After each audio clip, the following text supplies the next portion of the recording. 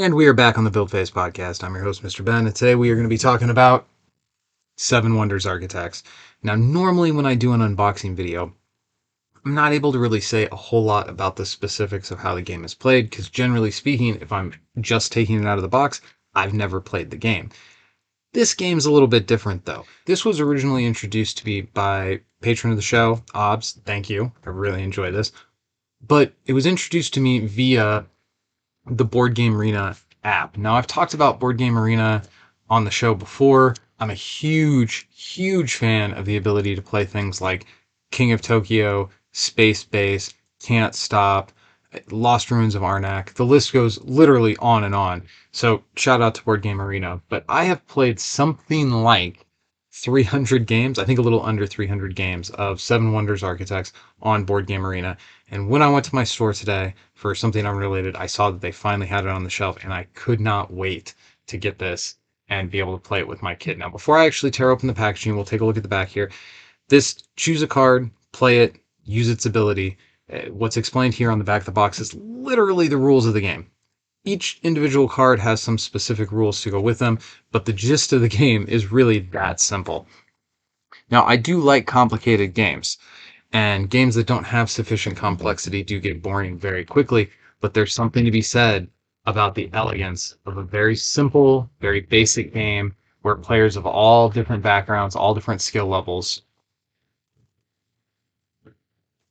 can come together and enjoy the experience. So let's see what we have going on inside here. I do eventually want to do a more in-depth review video where I talk about strategy for this game, but for today we'll probably keep it to some basic. I will kind of go over the rules of the game as I unbox this because, like I said, this is one of the few instances where I actually know them beforehand. No art on the interior of the box. Before your first game, apply a sticker to each wonder tray. Oh, so one of the fun things that happens when you learn how to play a game on Board Game Arena is all of the setup stuff is done for you. So you don't have to learn any of that. When I went to play Lost Ruins of Arnak with my friends in real life for the first time, it was a very rude awakening how difficult it was to actually get that game set up. And again, Board Game Arena doing that for me was very helpful.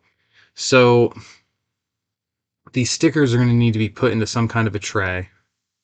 It's funny, before your first games, punch out all of the pieces. Yeah. Advertisement for Seven Wonders. I actually like Seven Wonders Duel a great deal as well, which you can kind of see off the side here. So I will look at the rule sheet, but I'm betting this is not very big because So there's the definition of the specific types of cards. So as you're playing the game, what you're trying to do is build your wonder. And your wonder is going to have specific building conditions that are going to change depending upon which wonder of the world you have. But some combination of gray cards and yellow cards are going to be required to build whatever your wonder is. So if you have to have two materials that are the same, which you can see signified over here, this two with a not equal, I don't know if I can get that on the camera. A two with a not equal there. You have to have two gray cards that don't match. A gold is a wild card. So these are what you use. If you need four cards that are same, you have to have four bricks or four pottery. I don't know what the actual names of these are because I play on Board Game Arena and I don't have to know them. The other mechanics in the game, there's green cards. This represents scientific advancement. You can either get two of the same type or three of any type, and then you can get a token, which gives you some extra scoring. At its core, this is a point salad game, but you generate your point salad by building your wonder, having scientific advancements, or military advancements. So when you get red cards, you get these shields. Once there's enough of the mechanic that triggers the wars, you get these horns, and you have to get horns based on the number of players. Once that fills up, you can score points based on your military advancement. The final way to score points is these blue cards, which essentially are supposed to represent civilian advancement. So they're worth a little bit more points than some of the other cards are as a raw figure, but they don't do anything else. So like science cards might not be worth that much points initially, but once you get enough that you can build up some tokens, that can be an avenue to win the game. Same thing with military cards. They don't really give you much on their own, but if you're able to push that strategy far enough in the right direction, you can potentially outscore somebody who's scoring points by building their wonder. Although the main the main strategy of the game is you build these wonders, and the person who finishes first wins. So here you can see a little bit better the two not equal. So you would have to have two gray cards that aren't the same. Once you do, you flip it over to this side. So this is the face up constructed wonder. I don't know all these by name, but this one I don't like. This one sucks. So some of these wonders, as you flip them over, have special powers. Like, let's go back to this one. This one, when you construct the center section here that has the military shield on it, you actually get a military shield. So that advances you on the military course of winning the game. So if there's a conflict, you're better equipped for it. This wonder, when you get to this tier, that lets you draw a card from any of the piles. So the way you get the cards, the way you get the gray cards to build your wonder, or the green cards to do your scientific advancement, is there's going to be a central pile and there's going to be a pile in between each player. So if it's a two-player game, there'll be a pile on my left and right, and the central one. One of these piles is considered mine, one is considered the opponent's, and each turn you get to draw from one of the three available piles. As you add more players, you will add more decks of cards in between each player, but you as a player can only ever draw from left and right, which are face up, or the central pile, which is face down. So having looked at these game pieces literally hundreds of times on Board Game Arena, so I knew what I was expecting. I knew what this stuff was supposed to look like. These look really good. If it's possible to be more excited to play the game now that I actually have it in my hands, I am. They feel pretty good too. Good sturdy cardboard. There's a nice glossy finish to it. This one did catch a little when I popped it out there. So like always, anytime you're punching stuff out, you want to be careful. So different wonders have different numbers of tiers that you'll have to build up, uh, but they all kind of are going to require roughly the same amount of total materials, and different wonders will have better or worse abilities as well. One other game mechanic is this Sphinx, this cat card. The person who draws a card that has this on it, put it in front of them, and then from that point forward, that person gets to look at the face down central card before they draw. So while it in and of itself, it's only worth 2 points, it's not a high scoring thing. Having the ability to know what that central card is before you make your choice, not only to determine what's best for you, but to not, like most people go to the middle a lot. So if you know your opponent needs whatever that card is in the middle, maybe it's not the optimal card for you right now, but if it slows down your opponent getting their wonder built, if they miss that one card, it could be 3 or 4 more turns before the card they need comes up again. So counterplay is something you want to think about in this game. So those green science tokens that I talked about before, these are all here. And while it is a little inscrutable at first to look at these images and go, well, what does that mean? Most of the pictograms, the symbology within this game is very good. Okay, so now we're down into some of the stuff that I don't really have any familiarity with because you don't deal with it on Board Game Arena. So that's these trade. Wow, this is nice.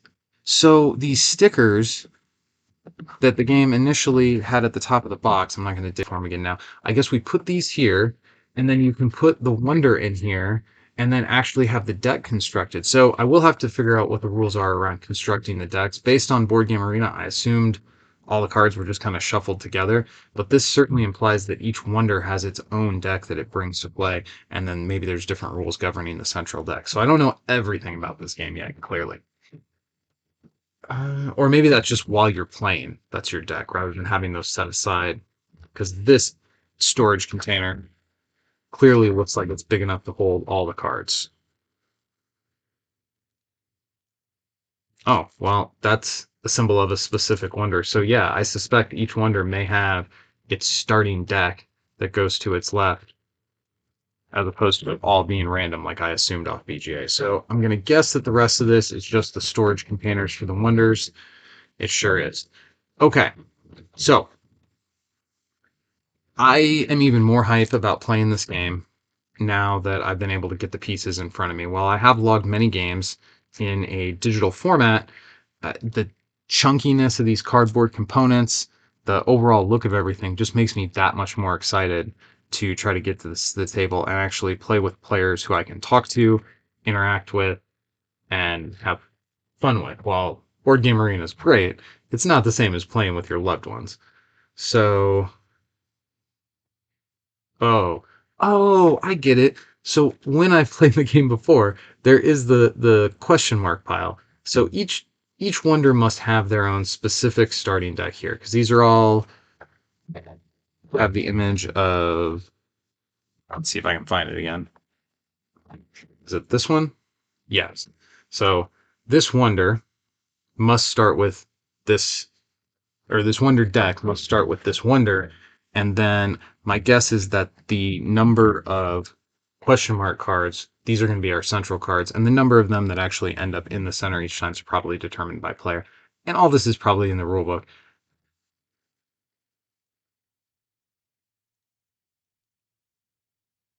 So as far as difficulty level, I think the barrier to entry for this game is extremely low. You don't need to read, and while most people do know how to read by the time they reach a certain age, those of us who really enjoy gaming with our kids sometimes have the situation where the neighborhood kids or the younger brother or sister of somebody, a friend, also wants to play but doesn't yet have those reading skills. Having the ability to, so these are our gray cards here, gold coin.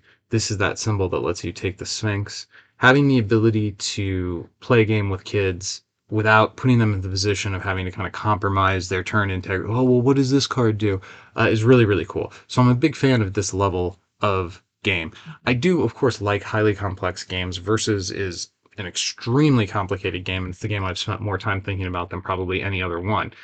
But having these kind of things that I can get to the table and play with people who aren't hardcore board game people.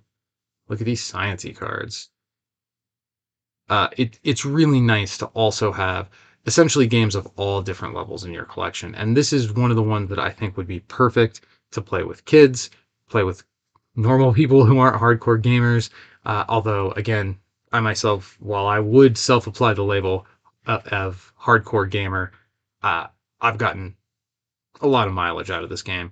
So overall, I'm impressed with components. I don't, given that this is a game that you're not gonna like pick up your cards and handle them, you only ever do like one card at a time, and they pretty much live on the board. I don't think I'm even gonna attempt to try to find sleeves for this. If you do want to sleeve these cards, I don't know how well they're gonna fit into the component holders, and they're kind of a weird size. I'm not sure what this size is.